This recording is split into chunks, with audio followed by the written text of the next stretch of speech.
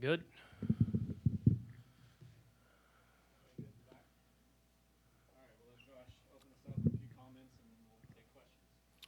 Yeah, first of all, thanks for coming today. Now, I know this was short notice, but just going to read a few brief remarks here, and then we can open it up for questions. So appreciate everybody being here. Obviously, good afternoon. As you know, this morning, I informed head men's basketball coach Kenny Payne that he will not return as our head coach for the 24-25 season. As the director of athletics, I am ultimately responsible for all of our sports programs. I am responsible for ensuring our student athletes, our staff, and our coaches are aligned to make this fan base proud. I have the responsibility of protecting the iconic Louisville men's basketball program and for ensuring that it is a major revenue driver for our department and our city. I hired Kenny 2 years ago with a firm belief that he could lead our storied program back to national prominence. I was also keenly aware that he was not stepping into an ideal situation. After an extremely difficult first season, I was hopeful I could see enough progress to warrant the opportunity for him to continue to lead this program for the years to come. Unfortunately, while there have been brief moments of progress, ultimately, I did not see the sustained progression I was looking for. In the end, while this decision was incredibly difficult to make because of who Kenny is and what he means to our university, I do feel it is the correct decision for this program and this department. I want to thank Kenny and his family for pouring their hearts into Louisville. We wish them well as Kenny's coaching career will undoubtedly continue elsewhere. As a search for a new head coach will begin immediately, I do not have a timetable for when a hire will be made. While I am cognizant of the realities of the transfer portal and shaping rosters, we need to get this hire right. And we will leave no stone unturned in our search. We have a lot to be proud of here at U of L, an incredibly rich basketball tradition, world-class facilities, unrivaled fan and donor support, and a strong commitment to winning conference and national championships. I have no doubt that we will find the right coach to bring this storied program back to national prominence. And with that, I'll open it up for questions. Josh, we know the buyout drops $2 million on April 1st. How do you get it? Is that something to negotiate around? Do you pay him $2 million more to fire him today? Yeah, I've been very committed to making sure that Kenny was going to have 2 full years. And so I did not have any contact with his representation until after the end of the game last night. And so initiated those conversations last night.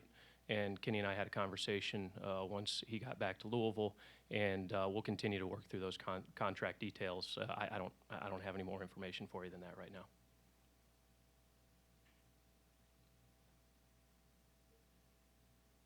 Back in December, you said he'll be the coach going into the new year. If you were fully committed to him getting 2 full years, why wasn't it he'll be the coach to the end of the year then? I think these situations are always fluid, and when I made those statements, I'm not sure I was quite there at that point, to be honest with you. And it was, once we got through, all of the noise around, the Arkansas State game, and then obviously the Kentucky result, felt like that would have been an emotional decision, quite honestly. And as I've told, I think a handful of folks in this room, this is a highly emotional industry. I understand how fans feel and how people around the program feel, and it's my job to try to take the emotion out of those decisions. And so that's what I tried to do, and once I was able to take a step back and realize the runway that Kenny had been given, that would have been a year and a half, that would have been almost unprecedented. That's at that point I said, look, we're going to try really hard to get through this season. And that's what we did. What was the team? I assume you met with the team. What was their reaction? What did you tell them? And now moving forward, you mentioned the transfer portal. It opens Monday. How do you, or who manages those guys now moving forward? Yeah.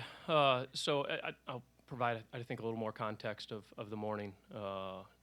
As opposed to just meeting with the student athletes. Met with Kenny, and then met with the basketball-specific staff, and then met with the support staff, and then met with student athletes from there. And my message to the student athletes was, you've got to do what's best for you, but please take your time and really sort through what's best for you. You know, have you enjoyed your time at Louisville? And I don't mean basketball. You know, try to take basketball out of it for a second. You know, have you enjoyed the university? Have you enjoyed the city? Have you enjoyed the accommodations and everything that we provide? You know, if that answer is yes, then be patient with us, and hopefully you're willing to have a conversation with whoever is going to lead this basketball program.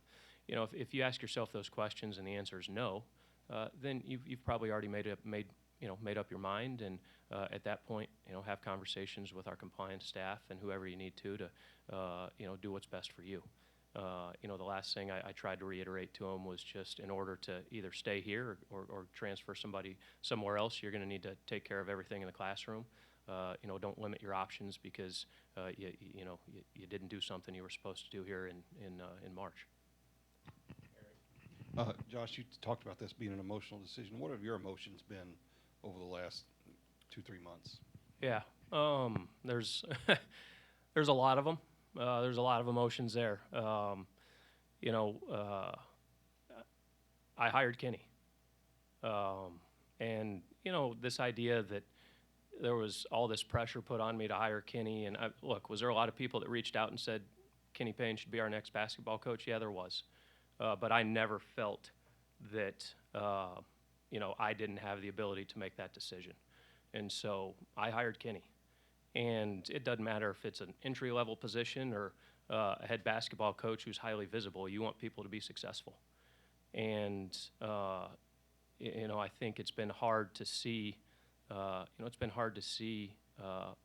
those successes over the last 2 years. And so obviously there was some real frustrations there.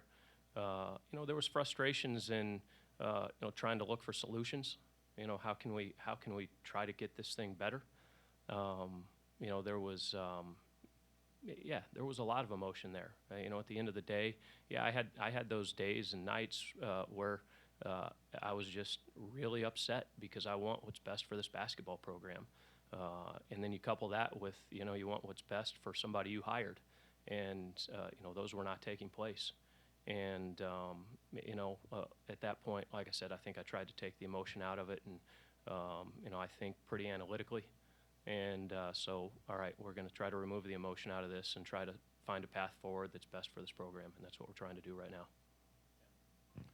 Given the size of the buyout, whatever you end up negotiating, and the buyouts that have been published about prospective coaching candidates, do you feel you have the ability to go out and hire a top flight coach, or are your hands tied financially?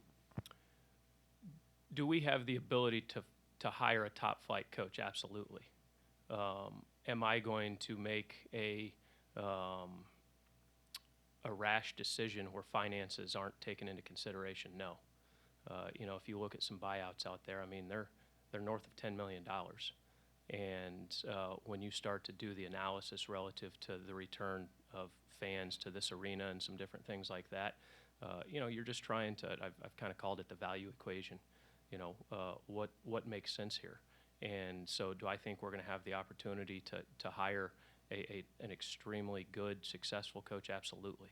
But I'm not going to do it at the detriment of the entire department. Speaking of the value equation, how much money were you losing per home game not having fans in the stands, not having the concessions, things like that? I haven't had a chance to really calculate it on a game-by-game basis. We've done it more on a year-over-year basis, and it's a significant number. I don't have that sheet in front of me, but as you can imagine, we've run those, we've run that data, and because that's you know, that's one of the pieces that you look at relative to you know, what's the upside look like. And so, you know, we've looked at data all the way back from, you know, 12, 13, you know, call it the last 10, 12 years. And, you know, what did those trends look like and how much of it was associated with success, obviously. You know, I think that was hard to judge, obviously, because you had COVID in the middle of that. And so it's clear there's an impact. I don't have to tell anybody that based on what they saw at the arena. And the goal is to get it back to those highly successful years, and I think if we do that, those revenue numbers will be in line with that. Josh, Kenny had the line last night with people jumping off the Titanic and how he felt there wasn't really enough buy-in with around the program right now. In your opinion, what kind of was the buy-in like? And when you are bringing in this next head coach, do you feel like that's even going to be that hard to be able to get people to get in if you want to get the guy that you need? Yeah, I think that's a really delicate balance because you have to create, whether you're a coach, a player, an athletic director, whatever it may be, you have to create that enthusiasm around the program for people to get on board, and that's been difficult over the last 2 years. When you look at the win-loss record, there's some different things out there that I think it's been hard for people to say, hey, I'm really invested in this program. You can use the old line, winning cures all.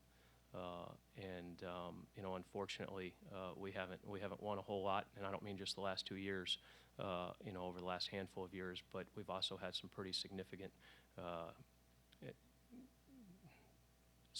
issues. We'll just term them as that over the last handful of years around this program. And so while this is still one of the best jobs in the country, we've got to understand where we're at. We've got to build that momentum with the fan base. That's one of the pieces that's going to be critically important to me with whoever we hire, is they have the ability to create that connective tissue with our fan base. Our fan base is they're dying for this program to be successful. Absolutely dying for this program to be successful. And that will be a very, very direct question with whoever I'm looking at as far as filling this head coaching role. Can you manage the enormity of this position? Because it's big. It's really big, and there's a lot of complexities to it. It's a lot more than coaching basketball. Along those lines, what are some of the qualities of, everybody's got their different strengths and weaknesses as a coach, but what's a couple of qualities that you think you have to have for this job? Yeah, I think one of the ones that's really important to me is that ability to create that connective tissue with the fans, with the media, with the players, everybody. They have to have the ability to do that. I do want somebody that's shown that they can build a program, and that, building a program doesn't mean winning a bunch of games. Sometimes they go hand in hand, sometimes they don't. But they have to have a proven track record of building a program. They've got to understand how to navigate the NIL landscape. That one's going to be extremely important. I think they have to show and communicate the ability to adapt with the ever-changing world of college athletics right now. The guardrails that we're operating under right now, they're going to be different a year from now.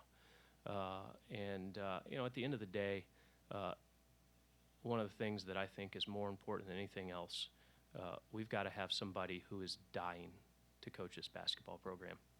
I mean, they will crawl here to coach this basketball program because that's how much it means to them. I think we can sort that out through conversations as we begin the search here. You said, I hired Kenny. So what did you think you were getting, and maybe where do you think you missed that it would end up like this? Yeah, I think the thing that really stood out with me initially relative to Kenny was his ability to interact and connect with players, with student athletes. It was clear he had a proven track record of that. His ability to recruit, that was obviously, he has a proven track record of that. His connection to the university, I thought that was going to be a benefit. And then from there, you look at some areas that you missed on, and I think they were unknowns for a first-time head coach. Do they have the ability to put a staff together and understand your strengths and weaknesses and build put a staff around you that complements your strengths and weaknesses? I've used the term organizational leadership at times, and I think that's a skill that's you don't just wake up and have it. I'm a first-time athletic director. I struggle with it all the time. How do we manage a staff? How do we put staff in appropriate positions to be successful? How do we hold people accountable?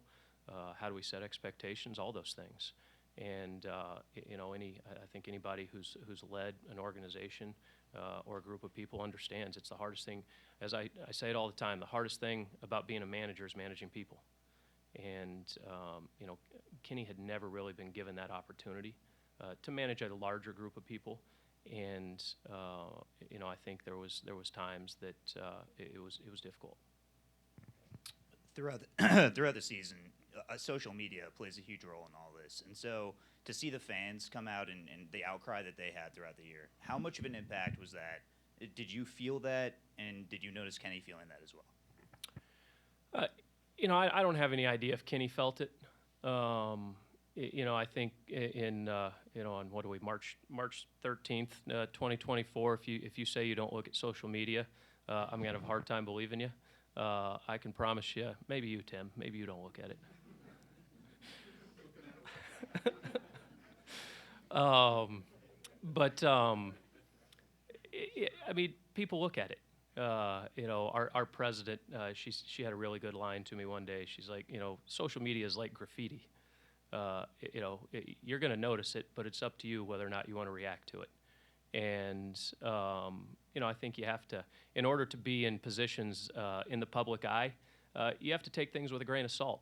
I think if I took things as literally as my wife did, as she was thumbing through Twitter, I wouldn't be in a very good place. And so, you have to be strong in your beliefs and strong in your commitment to how you operate and how you do things. So did it impact my decision? It didn't impact my decision. But was I aware of how fans felt? Absolutely. Josh, how hard is it to navigate a coaching search when a lot of the candidates that you probably have your eye on are currently coaching or in their jobs right now? It's just one of the variables that you have to deal with, in any situation. What are the variables that you've got to work through? And that's one of them, and I'm not much different than any other AD out there who's looking for a basketball coach right now. So we'll navigate it. We'll find the opportunities where we need to have conversations, and confident that we do have a good plan in place to find the next basketball coach. You mentioned, obviously, not making a rational decision in December, and then in your statement you talked about how it became clear that, you guys need to move on. I guess when did that kind of timeline play out, and when did you feel like, it was time to move on?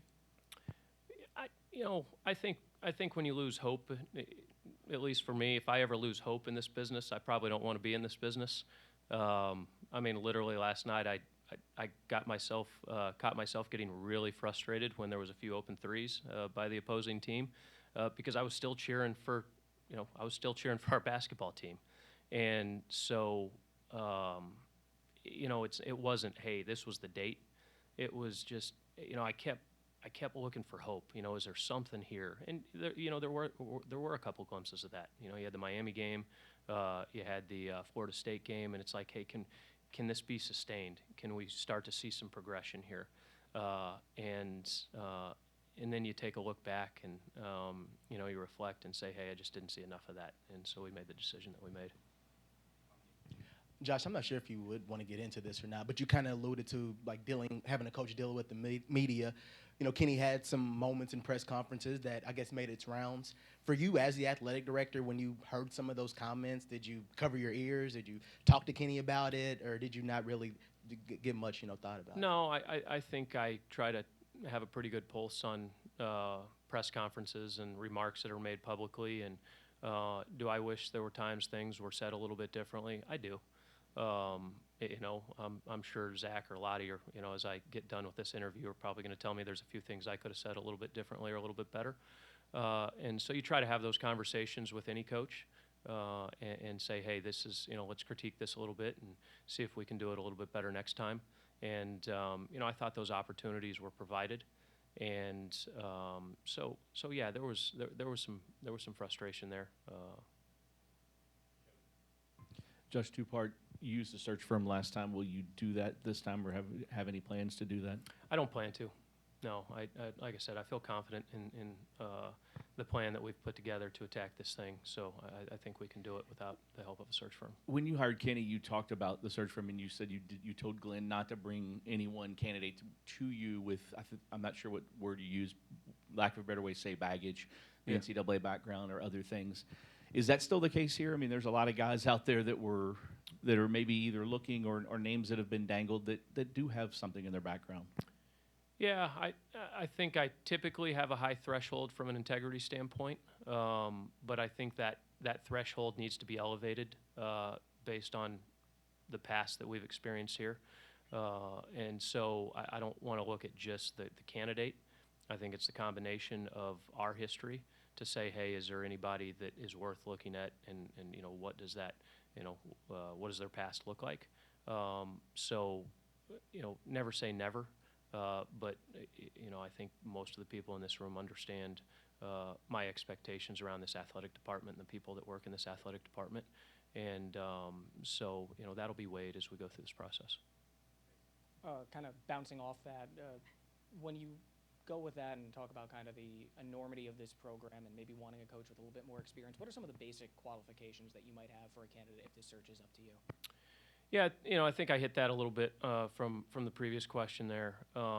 Just the ability to show that they've built, that they've built a program, that they have, that they've seen some success, that they've been a head coach.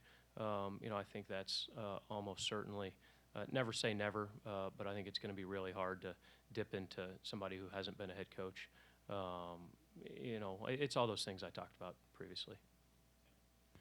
Speaking of social media, Ricky Jones earlier today tweeted that maybe Coach Kenny Payne will tell you all the truth about how crappy U of L handled him during his tenure after it's all over. Do you have any idea to what he's referring, and did Kenny make any complaints about the university's treatment of him? I think we treated Kenny and our men's basketball program like we treat all of our programs. If that's not good enough, then I need to know about that so that we can make it better. I felt like, am I going to say that every head coach at U of L has everything that they need or they want? No. If that was the case, my job would get a lot easier. Do I think that a large majority of what was needed was provided? Yeah, I think that. And I would contend that's the case for every sport that we have. This basketball program is the lifeblood of this athletic department, this university, and this city. And so to say that it's not going to be given the resources needed to be successful would be incorrect.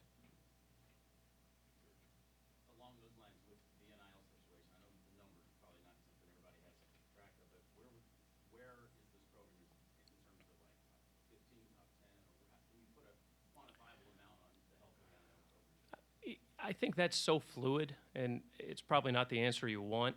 But I point to the success of our football program. In this day and age, student athletes aren't, most of the time they're not coming, because you said, hey, things are really good over here. It's a combination of things are really good over here, and the NIL support is there as well. And so, from a number standpoint, I don't have an answer for you. Am I confident that we can compete with the top programs in the country when it comes to NIL? I am. With the changing landscape, do you foresee any changes in how maybe like the basketball administration is structured? We see general managers type positions at various schools, or different positions like that, or will that be something largely up to the next coach? Yeah, I try to give our coaches the freedom to put their staffs how they want to, and so while there's always conversations that are had, it would absolutely be a, hey, I think this is what is best, and we'd have that conversation and make a decision. But there's a number of programs that are going that route, and I use the line all the time, evolve or die. And so, I think that would fall under that category, right? This isn't the traditional, the head coach, the assistant coach, the player personnel, player development, recruiting coordinator. Those roles and those titles might be a little bit different as the landscape changes. Kind of going back to the state of the program, Kenny had talked about before he got here is broken to the point where he couldn't really coach basketball in his first year, and kind of mentioned that too. I guess from a comprehensive standpoint, do you feel like progress has been made in the program over the last 2 years? I do. Kenny didn't come in here with a clean slate. I understand that. There was, and Chris didn't either. And so for the first time in a number of years, whoever the head coach is that comes in here, I would presume, and that's what I'm going to sell, is coming in here to a program that can immediately be successful. And I couldn't have said that to Chris, and I couldn't have said that to Kenny. because I go back. I've said this countless times. The impact that the NCAA, the potential NCAA sanctions had, I think at times are underestimated. They were significant just because. Once again, I say this all the time too. You know, what's the one thing that makes NCAA basketball different and in a lot of respects better than every sport out there? It's March. It's the opportunity to play in the NCAA tournament. Like, that's what makes this sport special. That's what separates this sport. And, you know, anybody that Chris was recruiting or Kenny was recruiting there for a year, you know, they were being told, if you go to Louisville, you don't get to, you will have no chance to compete in the NCAA tournament. And there's a lot of student athletes. That's what they want. You know, they want that moment.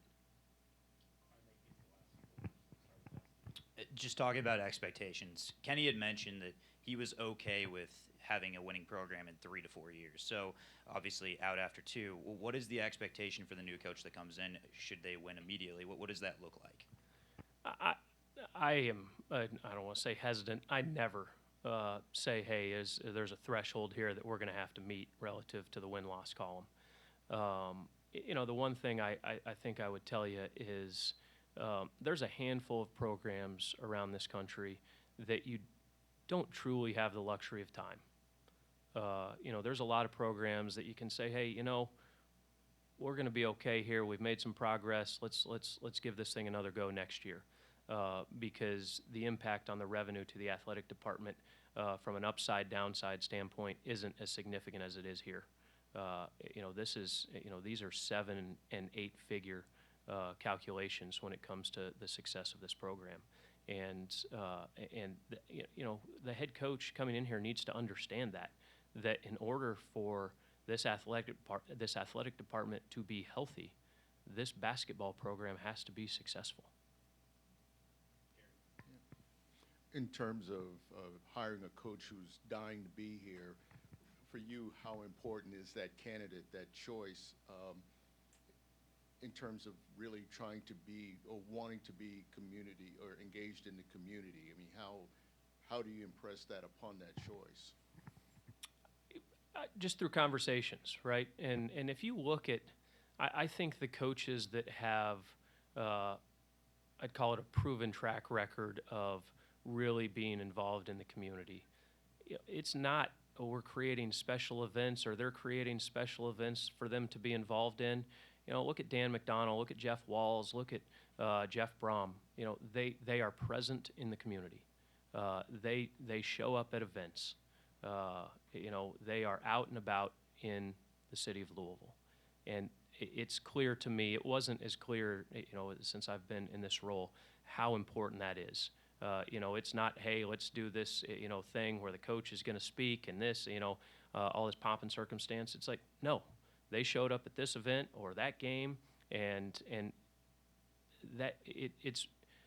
I'm surprised at how much that means to this community, and I don't know why I'm surprised, but it really means something. It really means something to this community to be able to have, you know, for me, it's the ability to have a conversation with somebody who says, hey, can I have 2 minutes of your time? You know, hey, I'm in the grocery store, I'm at the gas station, you know, whatever it may be, and the coach is going to say, yeah, I'll chat with you for a couple minutes, like they're a normal person. And that's not pointing my finger at Kenny. I want you to understand that. But it's been clear to me with the coaches that have done that over a long period of time here. I know Jeff's only been here a year, but he's grown up in this community. He understands that, and it's important. Josh, going back kind of to the decision not to have a search committee, is it just an internal discussion, or do you have some others some confidants that you will lean on to kind of help you guide or bounce things off of? Okay, yeah, so clarify, we'll not hire a search firm. I will have, there will be a couple of people involved as far as just providing, you know, I'd call it an advisory committee, providing guidance for me, you know, just bouncing ideas off of them. It won't be very big. I'm guessing 2, maybe 3 people at most. but just providing a different perspective. Who are those two people? Can you take us through your process of hiring a coach? Obviously, this one's different than the other coaches you would hire with what it means for the entire athletic program. But kind of the process. Do you start with a list that you've been honing over years? Is it? Yeah, honing over years might be a little dramatic. But do you have a list for darn near every sport? You do. At least I think if you're doing your job, you do. And is that list for this opportunity probably a little bit bigger than, say, the track coach that was just hired about a year ago? Yeah. And then to me, once again, I'll go back to, I'm pretty analytical and data-driven when it comes to making decisions. So really digging into, just their past, what have they accomplished, where have they been, all those things. You can find out a lot about people before you have that conversation. So, like I said, the analytical side, the data piece is one piece. The other piece is really diving into those individual conversations that you're going to have and say, hey, is this a good fit? Because whoever we hire, I want them to be here for 20 years. I don't look at this like it's a 5-year decision. I look at it like it's hopefully a 20, 25-year decision. So I guess if there's any coaches out there that are, in their 60s, 70s, you can probably scratch them off the list. I say that tongue in cheek. What's that? That's a good question. That's a good question. That's right. That's right.